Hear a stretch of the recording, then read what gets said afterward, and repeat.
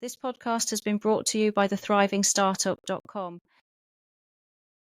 Hello and welcome to the Thriving Startup Podcast, the podcast that helps to support aspiring entrepreneurs just like you to start, grow and thrive in business. On today's episode, I am joined by a business owner who is an online marketing expert, and she has been in business for over 10 years now. Please welcome Lynne Thomas.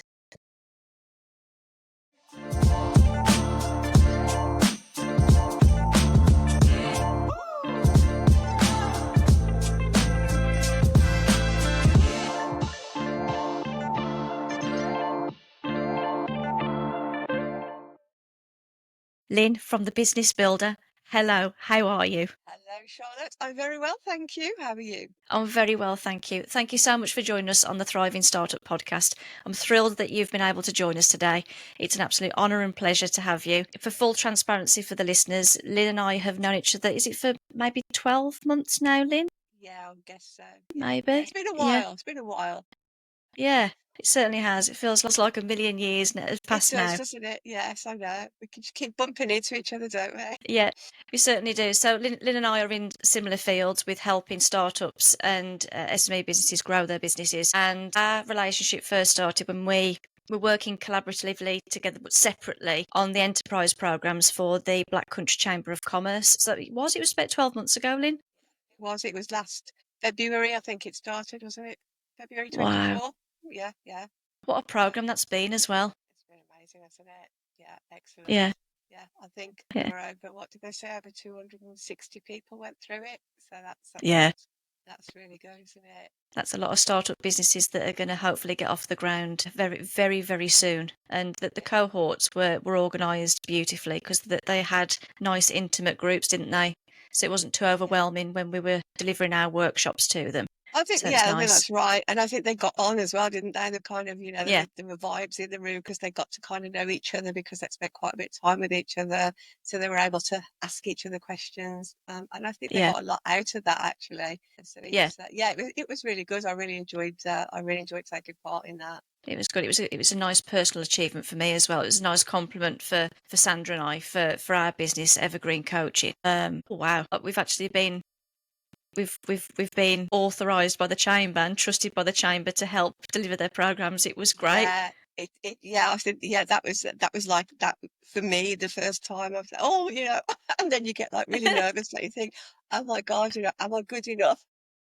Yeah, There is a lot of that, but yes, it was a privilege to be able to lead it up, I guess, yeah, and spend so much time with the candidates going through the program as well. So I had yeah, so much fun with them, and it's nice to see how they've gone on and developed their business since last February. And I know yeah, that we were together, weren't we, at the celebration day in February this year, and yeah, hearing some of the stories, of what they were able to achieve has been amazing, hasn't it? So yeah. it's really, really good.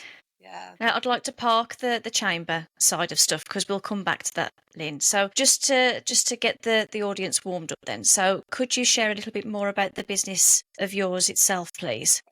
Yeah. So my name's Lynne Thomas, as you said, and I run the Business Builder. And it kind of all started out by accident. I've always been a trainer in one shape or form, and I was an NVQ assessor, and I got this huge caseload, and I was having to travel into Birmingham every day, and I was just so overworked that I became ill. And so I decided that I Wow. wanted a job that I could work from home and just on a laptop, in bed, in Yeah. my pajamas. That was my dream. Yeah. Oh no, what a dream. Can you imagine? Go me. But that was my dream. I was so overworked and stressed out. And I just thought I would just love to just be able to work online on my own, in my house, in my pajamas. So I Yeah. started to look around for what would enable me to do that. And I came across this guy. He was actually in a pedalo floating around somewhere in the Indian Ocean. And he was Yeah. advertising a course that he was running on a thing called online marketing. And we laugh Okay. now because everybody knows what online marketing is now, but I'm talking about 15 years ago when it kind of Yeah. wasn't as heard about then.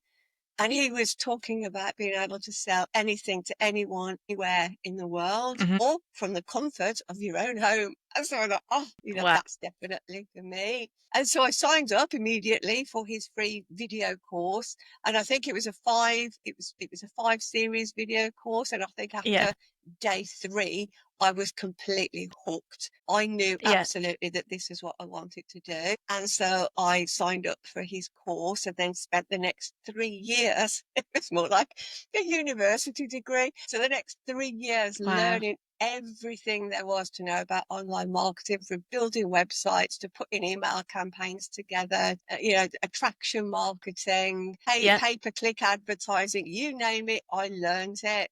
And then my very first product that I sold online as an online marketer was swimming goggles. Oh, Oh of my all, God. I know, of all things. So Wow. because it was practical, I had to actually Yeah. do the work. And so he said, choose something. And I couldn't think. I mean, when you've got like everything in the world to choose from, what do you choose?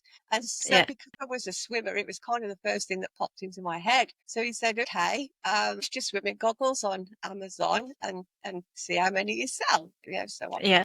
I got bought in these swimming goggles from China, as you did back Yeah. then. Yes. Sent them into the Amazon warehouse, listed them, swimming goggles for men, women, kids, various colours, anti-mist and UV protection and your typical stuff. And I sold about 1 pair a Wow. fortnight. Oh, right. Okay. Yeah. I was lucky. And so then he said, right, you need to go and figure out what's different about your swimming goggles to everybody else's. I Mhm. don't know, the swimming goggles, how different can they be? But I thought Yeah. I need to figure it out. And one day I was washing them out under the shower and I realized they got a deep eye cup. So I Okay. excitedly went back to my coach and said, right, I figured it out. They've got a deep eye cup. And he said, okay, so who would that benefit? So I thought, well, I don't know. So I started to think about it. And I said, well, what about people with long eyelashes? And he said, yeah, Yeah. okay. He said, now go and relist your goggles for people with long eyelashes. Well, at that point, I thought I just wasted like my 10 grand because I'm thinking I was selling like 1 pair a fortnight to everybody in the world. And now he Yeah. wants to sell them to people with long eyelashes. But because I paid such a lot of money to work with him, I thought, oh, I hope he knows what he's doing. So I better follow his advice. So I did. I Yeah. relisted them as the best swimming goggles for people with long and extended eyelashes. And the next Mhm. day I sold 7 pairs. And I was Ah, brilliant. 7 pairs. And then I did them every day, day in, day out, Yeah. day out. And that taught me about niching, about choosing a market to actually sell your Yes. product to, rather than just trying to appeal to everybody. So Yeah. that was a massive lesson. So that's how I started out in online marketing. And now, of course, I'm selling my products and I'm sitting in my pajamas at home on my dream come true. But the problem was, because we lived in the middle of nowhere at the time as well, I was literally going stir crazy. I was seeing no Yeah. one. Wasn't talking to anybody. I was missing, the interaction. And Yeah. the workplace. And so I contacted a company that I'd worked with years before who helped people into self-employment. And I said, do you think your clients would like some free workshops on how to market their business? And they said, yeah, I'm sure they'd Huh? love it. So I went along and I delivered 2 or 3 workshops for them. I think one was on building websites, one was on social media, and one was on blogging. And they Yeah. absolutely loved it. And then the company said, could I make it a thing? Could I make it a regular Oh, brilliant. occurrence? And so I ran 3 workshops a month for them for about the next 3 years. And that's Wow. literally how I ended up doing what I do now, which is training startups and new businesses. So it Fantastic. quite by accident, just because I was bored in my pajamas on my own. You say about your pajamas. For anybody who's listening and not actually watching the video, Lynn at the moment isn't wearing her pajamas. She's I'm actually not. dressed in a beautiful red blouse. Or Yes, you could do a COVID and just be wearing your pajama just on bottoms. the bottom, I was about to say that. Yes, I do Yeah. have my furry slippers on, but I haven't got Yeah. pajamas on yet. Although it is, what is it, 10 to 7? I've usually got pajamas on Yes. by this time of night, but I still Oh, have my jeans on. yeah. Well, the countdown to pajama o'clock is on, Lynn, definitely. Absolutely, yes. So Your story then, I had no idea. So this is what I love about these conversations. You just get to learn so much about the people who are in your network. I had no idea. Swimming goggles, what a story. Yeah, what a weird thing to choose to sell. I was just about to say, it then went on to kind of earplugs and skipping ropes and yoga mats, and it just sort of expanded God. from there. So all equally random. It's the startup journey for everybody who gets into business. We should start a podcast with that. Should be called something like where I started. I Yeah. started selling swimming goggles. Me personally, I started selling. I had an online adult sex shop, a Okay. toy shop, an adult Yeah. sex toy shop, and then Brilliant. that progressed as a weird segue. Progressed onto selling road signs. Oh, So okay. I had the local contract for selling road signs for our council. It's mental. From adult sex toys. Yeah, I Yeah. quite see how that God, yeah, yeah. segues in. But Well, it's funny though.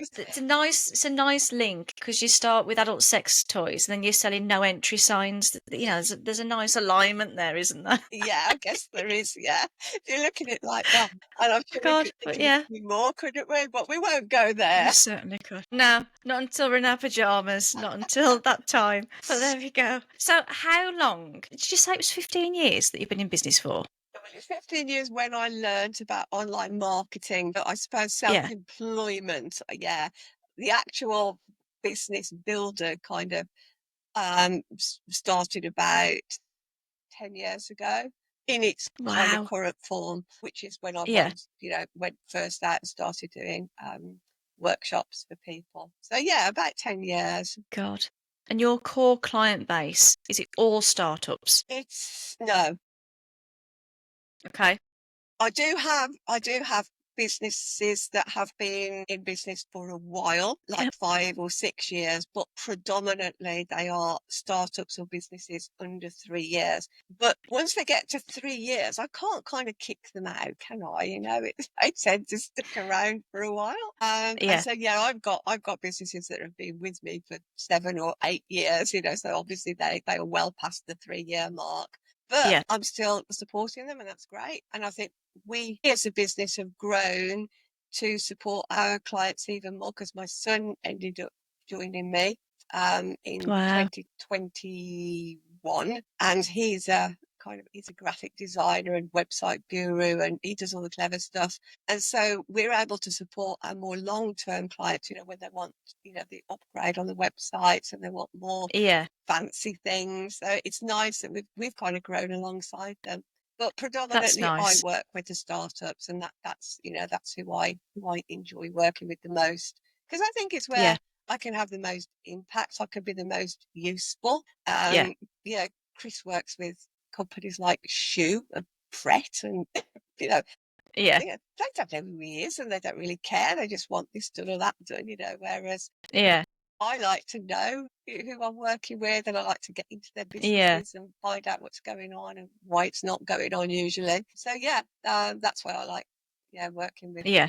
the startups and the new businesses. Totally agree. It resonates with me so greatly that does because for you to be able to build a relationship with that person who's potentially at ideation stage or they've recently launched the business and they need that extra bit of help. People who are new business owners or they're desperate to start their own thing, it can feel so overwhelming and it can feel lonely for them as well. So for them to have that extension of support, but for me personally, it's so fulfilling. I go to bed and sleep incredibly well knowing that I've helped somebody because you're part of their story of bringing their dreams into reality. That's what it's like for me.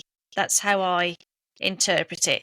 And what an absolute privilege that is. It is, and I always say that I'm very privileged and proud that they've trusted me enough to let me help them because Yeah, it's a lot for a new business owner to almost not hand over responsibility, but to bring somebody else in and trust them to make the yeah, right decisions or to give them the right advice or steer them in the right direction.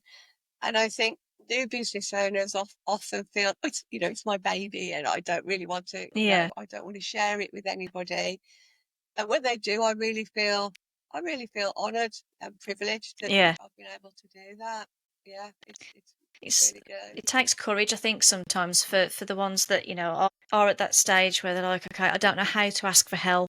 I don't know what I need, but I know that something needs to change somewhere. I need help in some form, but I don't know what help it is that's It actually is, needed." and that So for is, them to take that first jump it's courageous, because you're turning a corner and you're thinking, "Okay, I'm accepting that I don't know everything, and I do need a bit of support with this." yeah, and I think that was a really good point you just made about they don't know what to Yeah. ask for because you don't know what you don't know, do you? And No. the problem is when you start a business, most people haven't been to business school. They're not Yeah. taught about how to figure out their costs and their profit margins and the difference between net and gross profit and all of that, they just know that they want to make candles or, they want to mend Yeah. cars or whatever it is that they've decided to do. But the reality of starting that business is that you have to wear all of these hats. You have to be a salesperson. You have to be a bookkeeper. You have to be an administrator. You have to be an Yeah. HR expert in some cases. And it is overwhelming. It's really overwhelming. People think that by asking for help somehow they're failing. And Yeah. I think that's a perception, isn't it, that is put out there because I think social media has really told people starting a business is easy. I was told that, Yeah. earn your first million in 6 weeks, something like that. It's not easy. It's flipping Yeah. hard, and there are going to be lots and lots of things that you don't know. I mean, I always admit I was a queen of cock-ups. If there was a mistake to be made, I made it. And I Yeah. was very much in that mold of I need to do it all myself because either I didn't want to admit I couldn't, or I thought that if I had to pay somebody else to do it, that was a cost rather than investment, which is Yeah. something else, obviously, that business owners need to get used to. But once I realized that actually asking for help means that you just get the answers quicker, and it just means that you Yeah. can go and do the things quicker. If I'd have had to have figured out myself about going and selling my swimming goggles to just people with long eyelashes, I would never have done that in a million years. So I'd have still Yeah. been selling one pair a fortnight. But it's because I got the experience of somebody who'd been there and done that and who was way ahead of Yeah. me. It just got me to where I wanted to go a whole lot quicker. And Yeah. yes, I had to spend some money, obviously, to get that expertise. But if I hadn't have spent it, I wouldn't be where I am now. I wouldn't be doing this because I probably would have given up a long, long time ago Yeah. because I wouldn't have been bringing in the money to pay myself, what I needed to earn. Yeah. So I think, don't think I'm frightened to ask. If you don't know what to ask, just ask everything, I would say, Yeah. because there's probably so much. And once you start asking questions, then it leads to a better discussion. And then, more experienced people can kind of read between the lines and see what's actually going on. Yeah. There's a pride thing there, isn't there? Yeah, There's an element of pride in asking, not for everybody, but asking for help.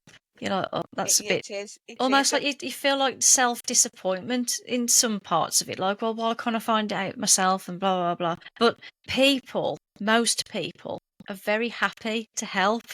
This is what most of us forget anyway. Because if somebody asks me for some advice, or they ask me to show them something, or they ask me, well, what does this mean? That makes me feel good. You're giving me a platform to show that I can do good and I'm a good person. So yes, I will help you. Yeah, yeah, yeah. It's yeah, we're very altruistic, aren't we? At our Yes. hearts. And I think that's it. We want to be given the opportunity to help. We don't consider somebody that asks us for help as a failure. We actually think of them as a success because they Yeah. have realized that they need that help and they've been brave enough to ask for it. So it's Yeah. actually a success, not a failure when you go and seek help for what you Yeah. don't know and what you're struggling with. Yeah. So that's the key takeaway so far then, Lynn. Just never be afraid to ask for Yeah, help. yeah, Yeah. absolutely. Yeah.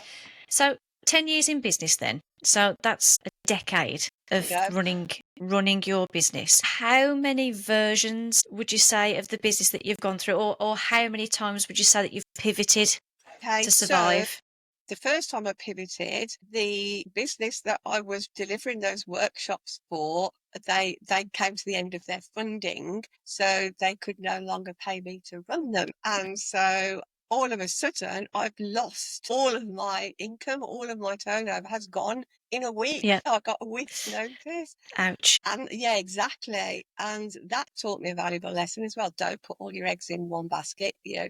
Try and get multiple income streams going as soon as you possibly can. Like I said, if there's a mistake to be made, I made it. So my first pivot was I then had to go out and find my own clients. And I thought it's going to be easy because I'm an expert at online marketing. I know what to do. I know my niche. I know what to say. It wasn't as easy as I thought it would be. And it's much, much harder marketing your own business than it is someone else's. Mm-hmm. It's always Yes. easier to promote somebody else than it is yourself. And particularly in the UK, we've got this thing about shouting at, blowing our own trumpets and shouting about Yes. ourselves. It's like dirty, isn't it? It is. It's kind of, market her. Who does she think she is? La-di-da. Yeah. But, if you are in business, you have to do that. So my first hurdle was where can I go and find clients? How can I get clients? How can I get people to pay me? And so I decided that I would go and get myself a training room, and basically duplicate what I had been doing, only this time they would be my clients rather than clients of the business that I was working with. And so I did use social media. I did draw on all that expertise that I just paid all that money on. But basically, I figured out that what I was looking for were people who were struggling with social media, because that's what everybody used to say they needed help with, because they didn't know what else to do, I think, if the truth be told. Yeah. A lot of them knew they'd got to be on Facebook, or they've got to be, because I think there was about Facebook and Instagram. It definitely wasn't TikTok or, that kind of Yeah. thing back then. But they knew they'd got to have a social media presence, but didn't actually know what to do on there as a business owner. And so that's what I decided to do. I became a social media trainer. And so I ran workshops, free workshops, to get people in, to give them a bit of support. And on the back of that, some of them then went on to join my mastermind. So that was one way I pivoted.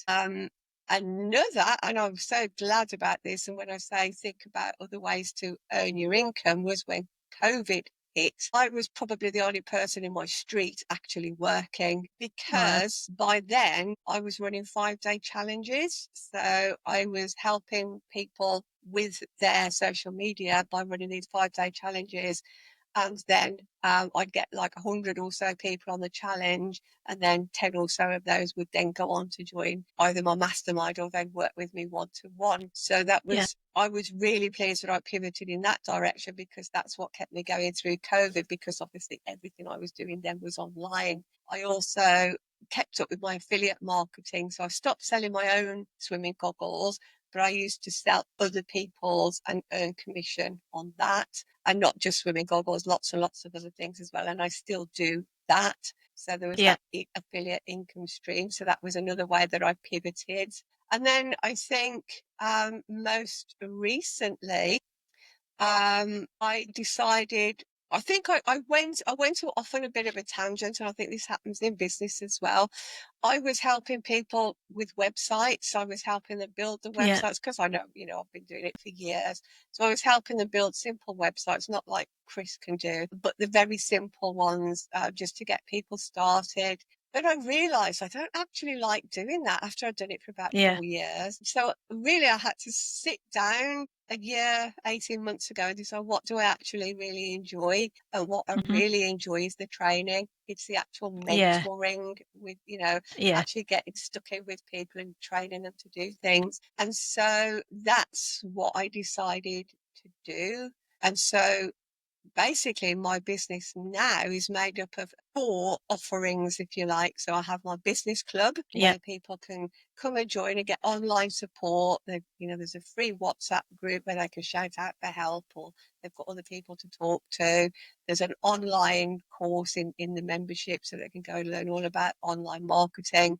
There's help with setting up email campaigns. We have monthly challenges and all sorts of things going on in there. Yeah. So that was the one offering. The other one was my retreats, because I realized myself that my business only changed when I started taking it seriously and started acting like a business owner and started to plan things out. Yeah. So by planning, I mean, what income do I want for a start? What turnover do I need to generate to create the income that I want for myself each month? So first of all, what does that look like? And then how much profit do I need to generate to be able to get that amount? And then what is my marketing plan? Because, for an experienced marketer, I was a bit of a shambles, to be fair. It was kind of all over the place. So I decided, okay, I need a proper strategy.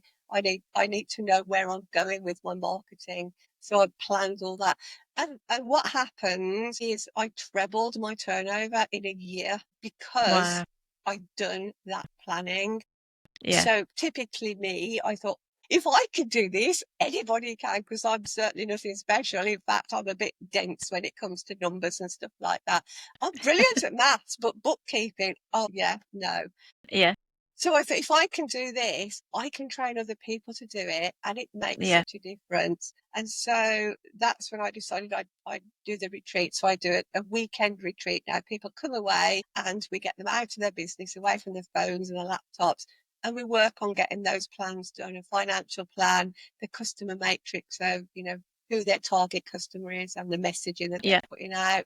And then we get a whole marketing plan together, and then we tie it all together in a 1-page business plan, which then gives them the tasks they need to do to keep them going through the next quarter so that they can hit those numbers. Yeah. And so that has been really great fun. We've really enjoyed that. We've got our next one next weekend. So I'm really looking forward to that. Oh, we've got a brand new room as well. I'm very excited about.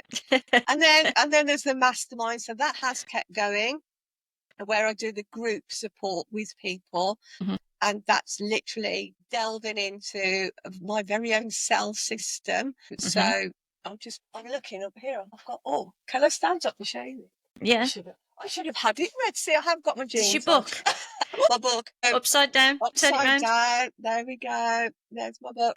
So it's my cell system. We have an author on the show, ladies and gents. I would not call myself an author. I wrote this purely as a lead magnet. Can you believe it? Okay. I realised that people needed to know how to simply go about marketing their businesses. So that SELL stands for stand out, engage, leverage, and level up. And if you do those 4 things, if you do just those 4 things, it just makes such a difference to your marketing. And so I put that into the mastermind. But then instead of it just being about the marketing, it's kind of it informs your whole business. So how you look at things like leveraging, for example, people keep trying to find new customers. They forget about how can we get our existing customers or old customers to buy more from us, to come back and buy something else. And so that's the mastermind. So that's kind of been around for forever, as has the one-to-one mentoring program that I run, which again is very much digging into their business, finding out what's holding them back, what's gone wrong, why aren't they paying themselves what they're worth, and then looking at those things. Usually it's more of a profit than a promotion problem, but it's digging into that and getting all that out for them. So the pillars that you have that make up your business is pretty impressive, Lynne. That's vast. That's fantastic what you've built up over the last 10 years. Made up. I would say it's kind of. I'm just winging it. I am the wing it woman. I used the to be queen and the winging woman. I am the cock queen and the wing it woman. And like I said, I've learned from all those mistakes. I wish I had done, 10 years ago what I do now, which is planning it properly. But it's like we said earlier, you don't know what you don't know. Mm-hmm. But I've come to realise that winging it isn't a strategy. Yeah. If you don't know where you're going, if you don't know the number that you want to hit, how are you ever going to hit it? Because Yeah. you haven't got a plan behind it. And it's like I spoke to a jeweler, and she was making these beautiful bracelet that she showed me. And I said, it was all like little tiny beads, really, really fiddly.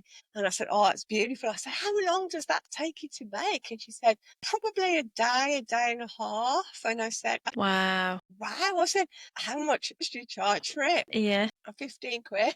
No. Yeah, seriously. So we obviously had a little chat about how Yeah. she Good. was probably never going to be able. But people, this is what I mean about people they just think, if I sell that bracelet, I've made £15 and it hasn't cost me anything other than the cost of the beads, And Yeah. this is where Cost they of go. time. Exactly, this is where they go wrong, because they don't Yeah. factor things like that into their costs. That is so common, not factoring the cost of your time. And Yeah. it's such a quick hack to do very early on, because that understanding what your hourly rate is, and not just something that's pie in the sky. Oh, I've got no experience, so I want to be charging £1,000 an hour. Like, no, you've got to be realistic. But what that does is it reinforces and it instills a nice sense of self-worth and confidence. So when you are going out and getting new clients and speaking to new customers, you've got that figure in the back of your mind, and knowing the numbers, it will help you again with your confidence to be able to sell what it is that you're trying to offer to your target market. Yeah. It's vitally important. And I say this even with leaders, people who are too precious on delegating. Like, no, this is mine. I can do this. Nobody else can do it as well as me. No, if this is, I'm just crudely speaking now, a low admin task, like processing a receipt, just a simple fuel receipt, you're costing the business in your position maybe £120 an hour, and it's taken you half an hour to process that receipt, but the fuel receipt itself was worth £20. Well, you've got somebody else in there who costs the business an awful lot less, who could do it in maybe 2 minutes. So it's a mindset thing completely. And Thank a goodness lot. she spoke to you. Well, yeah, we soon sorted that out. The other thing that people think is, if I do it myself, it's not costing me anything. But you've just proven that that's not true. Because Yeah, if, for example, just for argument's sake, let's just say, you're going to charge your time out at £100 an hour, just to keep it simple. yeah, If you then spend an hour trying to figure out, how to write a really decent email, then hmm that has cost you £100, yes, because you are a cost to your business. You are an yeah, employee of your business. But people think it's saving the money. It's not. In the yeah, long run, it's costing them money, because they're so focused on learning stuff that they're probably never going to do again. Building yeah, websites is a good example. People will spend weeks and weeks and weeks putting together a website themselves, yeah, and at the end of the day, it's probably not very good, because unless you're a website designer, even using these platforms that you get now like Wix and GoDaddy, you still got to know the you know fundamentals of website building, where to put your yeah, buttons and how to use your SEO and things like that. Really, they've just wasted all that money, because they could have actually been doing something far more effective, like going out and networking and bringing in customers. yeah. But they don't see it like that. And I Well, must admit, I'm not it's the judging. needs must. Yeah, It's needs must, isn't it? At the beginning yeah. sometimes. And I'm not judging, because I was guilty of that again. Yeah, And I wish now, I mean, it's like my bookkeeping. I've said I'm hopeless at bookkeeping, but I did it for about 4 or 5 years, and then wondered why I didn't know what was going on in my business, because I didn't yeah, know what my profit looked like. I never knew how much tax I got to pay until the accountant told me at the end of the year. I didn't know whether I was making a profit or a loss. I didn't know yeah, anything. But now I have, a bookkeeper that keeps my books in order, so that every month when I go on to my system, I can see exactly where I am, so I can yeah. actually make better choices, of better decisions. And again, I wish I'd known that. Well, I did know it. To be fair, I did know it. I wish I'd have acted on that. I wish I'd have had a bookkeeper a lot sooner than I got one. Yeah. And at the moment, I'm looking for somebody to do all my creatives for social media because, again, I'm spending too much time doing that when I could be doing much better things. I need to be out there talking to people and getting people into my programs rather than spending 3 hours on Canva because I'm not that good. At the end of the day, I am no designer, so there are people who are better, at it than I am. And so I'm now going to go and find them to do it for me. So I think that's important as well. Don't think that if you're doing it, it's free, because it's not. It's just, it's your time. It's a distraction from something else that you could be doing to actually bring in the money, isn't it? Yeah, absolutely. And people say, well, how do you bring in the money? And I was talking to a lady a couple of weeks ago, and she was all, I need to get my social media set up. I've got my Insta and I've got my LinkedIn and blah, blah, blah. And I said, right, okay. She was a coach. She's a life coach. And I said, so your program then, how many people are you looking to be on it? She said, probably 5, because it's new. I want to test it out. And I said, okay, so you want 5 people. And we talked about the price. To be fair, the price was about right. And so I said, so how are you going to go and get these people then? And so she started talking about what she was going to put out on Instagram and blah, blah, blah. And I said, do you know personally anybody that would benefit from this? And she said, oh, yeah. I said, so how about just going and talking speak to to them them first. Go and talk to them and ask them to be part of it. Oh, yeah, I hadn't thought of that, she said. Yeah. Again, we're just We get so distracted though, don't we? Yeah, we're so hung up now on it's got to all be online. It doesn't, go out and actually have conversations with people, real conversations. And I think that's important. And again, I avoided networking like the plague because I hated it. And I think I hated it because I went to a couple that weren't right for me. One was a very small group. I say small, there's probably about 20, 25 people there, so not that small, but it was very cliquey. And I went on my own, not knowing anybody, and I just felt like I just didn't belong. So that kind of put me off. And then I tried a BNI, and that was like the total opposite. It was like so structured and so organized and so expensive. And I thought, well, that's definitely not for me. And it took me a long, long time to sort of get back into it and try different groups until I eventually found one that I really liked and really enjoyed going to. And then that then gave me the confidence, I suppose, to go and find other groups, because I thought, well, now I know the kind of groups I like, I can go and find more of those. And now I'm kind of a member of quite a few, and I really enjoy it. So I think don't forget there's a real world as well out there. Yeah, don't hide behind the screen. Yeah. So there's so much is achieved and still so much to come by the sounds of it, Lynne. Absolutely, yeah. It's like, some people kind of go about retiring, and I think, retiring? What's that all about? If you enjoy something, it's not really work, is it? So there's No, that's right. still lots to come. I mean, yeah, I'm really kind of excited and pleased. I've been able to support over 4,000 new business owners throughout those 10 years. That's incredible. Through my things like my club and the people that have downloaded. I mean, that book you can get on Kindle for 99p, or if you've got Kindle Unlimited, it's absolutely free. A lot of people have downloaded that, so I've been able to help them with that. And then obviously the stuff that we've done with the chamber and my own groups, and it's just been, when I look back, I can't quite believe the amount of people that I've seen and helped and supported. But I always say I learn as much from them, as I ever teach them, because everybody's got a different outlook, a different perspective. They've tried something that perhaps I haven't heard of before. So yeah, it's just been quite a whirlwind, really. I can't quite believe it's been 10 years. In some ways it seems like it's been forever, but in a lot of ways it just feels like it's just gone by the blink of an eye. It's just blown by. I can completely appreciate that. I did say earlier on that I wanted to come back to the chamber.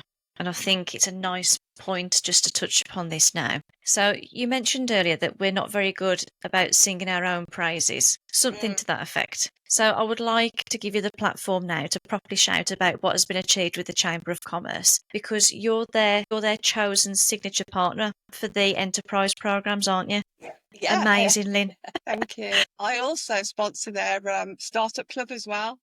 So God. in effect, for the last 12 months, I've been paying for people to have a discounted seat with the chamber, I guess, a discounted Wow. membership, and that has been incredible as well. And I've got to meet some amazing people through that, and that's just been so nice to be in a position again to be able to support these people. A lot of people have always said, "Why do you work with startups? You know, they've got no money," and I hear that all the Yeah. time, and it really annoys me because that's such a sort of sweeping statement. But in Yes, some it is. I cases, agree. yeah. But in a lot of cases, yeah, it's true. They've got very, very tiny budgets, So I've always tried to find ways that I can help and support even the ones that have got, no two pennies to rub together. Yeah.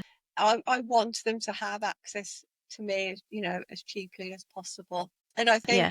being able to do things like train, with the chamber and to then give back, I guess, by sponsoring the startup club. It's just been, again, it's just been a privilege to be able to do it and to Yeah. know that we are, helping and supporting so many startups and new businesses. And it's just great. Yeah. I love it.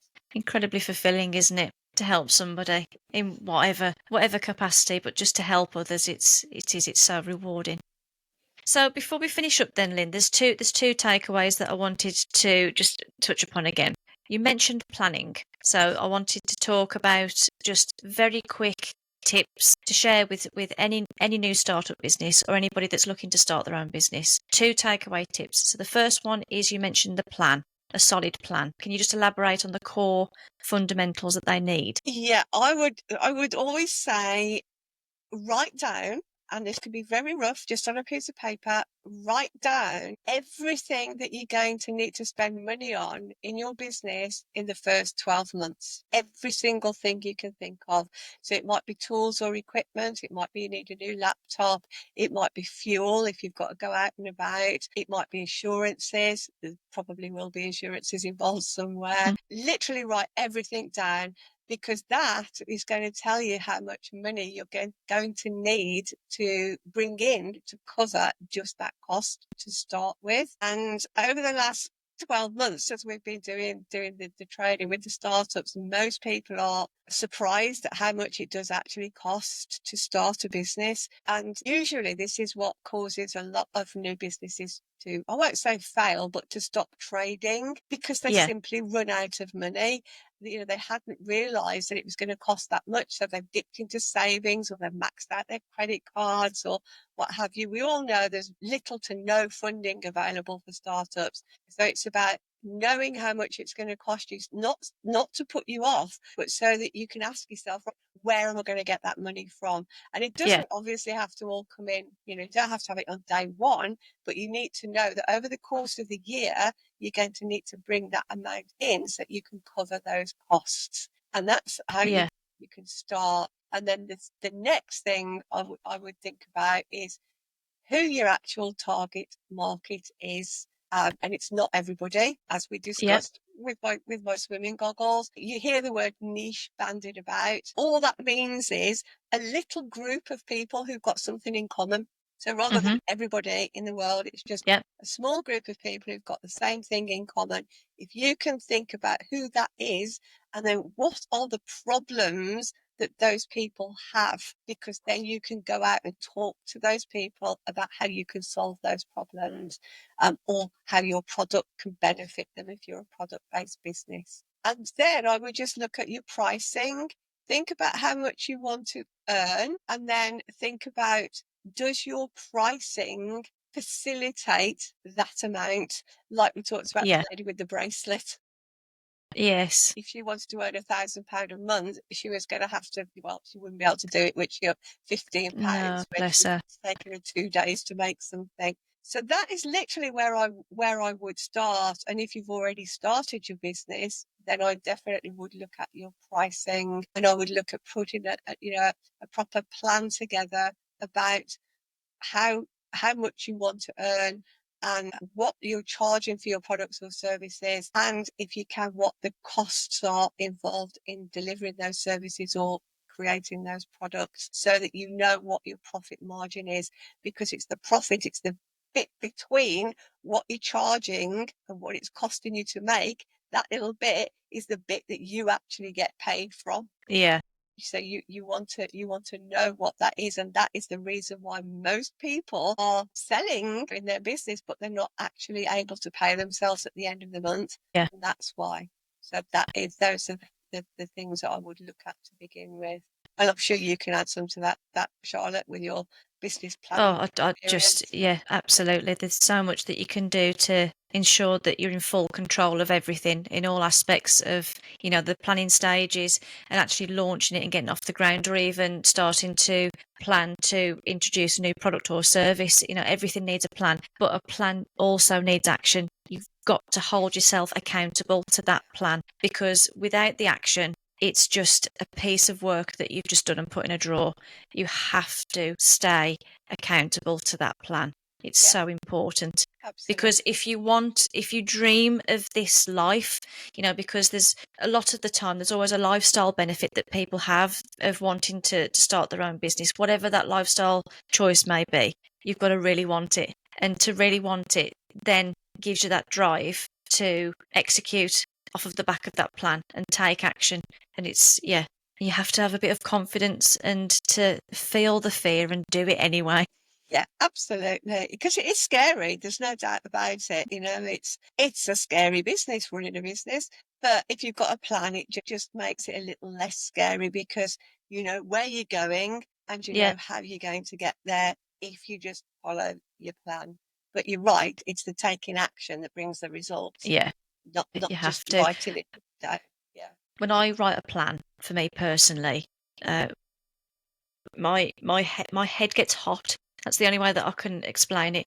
It gets hot if I have got an idea that's bouncing around, or there's a deadline that's looming, or whatever it may be. I have to get whatever it is that's in here out on our planning templates, just so I can just feel at peace for a little bit. Yeah. I get Kind of get so overwhelmed. Yeah, it's like a Completely. weight's been lifted off, Completely. because it's not, like you Yeah. said, it's not bouncing around in here anymore. You've got it It down, and hurts. yeah, yeah, It does. I know it sounds a bit dramatic, like this is me just speaking for me personally. But when I've got an ideation stage and it's full on, it hurts. My head does. It gets that full. So just to get it all out, yeah, I start planning by a two-step process. So I use post-it notes. The post-it note stage is just brain dumping everything. So it doesn't matter what comes into my head. It could be a sentence, it could be a full product, it could just be one word. Each post-it note is given its own whatever it is that's coming out.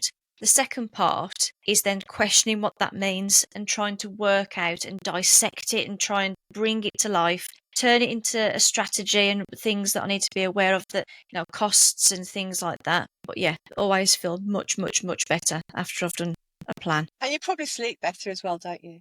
Because Definitely. otherwise you just wake I up, love don't you, at sleep. 3 o'clock thinking about all of this.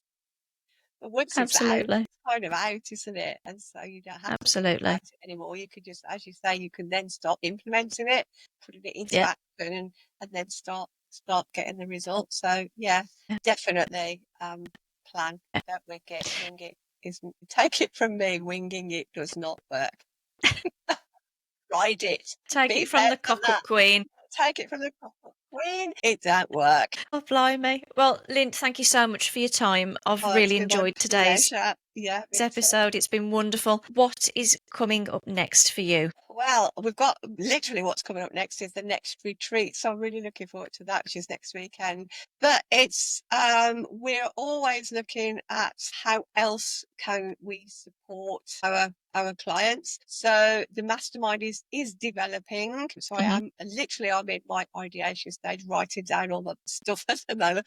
Yeah. I have a Head book. hot stage. Yeah, my head hot stage. I I don't have post-it notes. I have a book, but my book is getting really full. So we're That's looking at good. how we can really develop that so that we're giving the mastermind members more everything really, more time, more tips, more hands-on sort of hands-holding kind of thing. So we've got that coming up, and yeah, so lots really, and then Wonderful. yeah, we'll see where we go from there. Well, Lynne, thank you so much for your time. I've really enjoyed speaking with you, and I'll see you soon. I'm sure I'll bump into you somewhere. You will indeed. Thanks very much for having me, Charlotte. I've really enjoyed it. Yeah, I'll see you soon. Take care, Lynne. Thank you. Thank you. Bye. Bye.